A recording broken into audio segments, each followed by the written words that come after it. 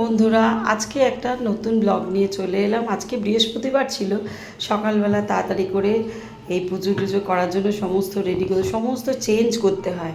এই যে দেখো, ঠাকুরের আসন, পাতার আসন, তারপরে তোমার ঠাকুরের জামা কাপড়ে সব কিছু চেঞ্জ করতে হয়। ফুলমালা নিয়ে এসেছিলো, আর এইগুলো সব চেঞ্জ করে জামা কাপড় সব চেঞ্জ করে দিয়ে ফুলগুলো, গাছের ফুল, কিছু কেনা ফুল আর মালা দিয়ে আজকে ঠাকুরকে সুন্দর করে ঘট পেতে পুজো দেওয়া হয়েছে।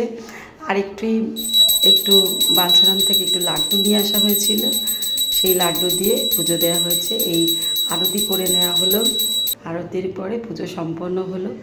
তারপরে এই যে দেখো, ঠাকুরকে আমি একটু দেখি কি সুন্দর করে সাজিয়েছি, তোমরাও দেখো। সব ঠাকুরকে জামা কাপড় পরানো হয়েছে। আর এইবার হয়ে যাওয়ার পরে আমি এবার রান্নার জোগাড় করছি।